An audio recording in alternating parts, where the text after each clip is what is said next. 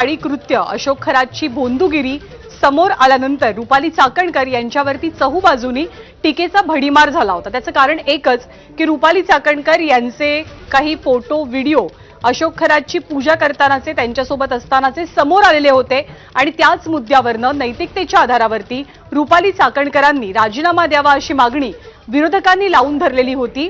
या सगळ्या अडचणी वाढल्यानंतर रुपाली चाकणकरांनी आज पोलीस महासंचालक सदानंद दाते यांची सुद्धा भेट घेतली। लगोलग त्या मुख्यमंत्र्यांना सुद्धा भेटल्या, जिथे मुख्यमंत्र्यांनी त्यांना स्पष्टपणे सांगितलंय की पदाचा तात्काळ राजीनामा सादर करावा।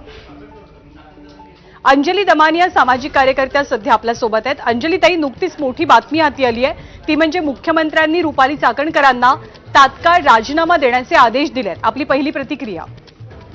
हा, मला खरंच खूप बरं वाटलं ऐकून की मुख्यमंत्र्यांनी खरंच यावेळेस कारवाई मात्र केलेली आहे। आत्ताच्या घटनेला मला एवढंच वाटतंय की हा त्यातला आपला पहिला टप्पा।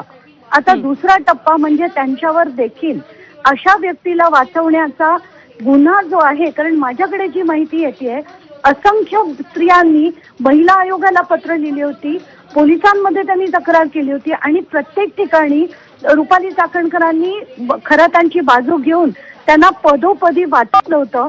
त्या सगळ्या प्रकरणांची चौकशी झाली पाहिजे। एवढंच नाही तर विकास दिवटे नावाचा जो माणूस आहे ज्यांनी आत्महत्या केली त्याची केस सुद्धा रिओपन झाली पाहिजे, कारण याच्यातनं असंख्य पुरावे मिळतील की पदोपदी रुपाली चाकणकरांनी त्यांची पाठराखण केली आणि महिलांवर झालेल्या अत्याचारांमध्ये महिलांची साथ न देता खरं त्यांची साथ दिली होती।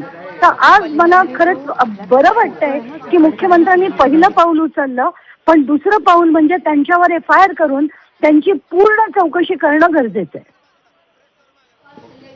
हो, अगदी बरोबर आहे, संपूर्ण चौकशी व्हायला हवी। तुम्ही म्हणताय की हा पहिला टप्पा आहे, चाकणकरांना राजीनामा द्यायला सांगितल्याचं निश्चितपणे कळतं आहे, पण तुमची पुढची लढाई या प्रकरणातली कशी सुरू असेल? आताच्या घटनेला जितका माझ्याकडे माहिती येते की मी आज सकाळी पत्रकार परिषदेत पण केली, उद्या काही लोक तिथून भेटायला येणार आहेत, सोमवारी देखील भेटायला येणार आहेत। ते या सगळ्या ही जी माहिती आहे ती पदोपदी लोकांपर्यंत पोहोचवणं आणि त्याच्यावर शहनिशा होईपर्यंत लढा देणं हे मात्र आपण नक्कीच करणार आहे असं मी ठरवलंय।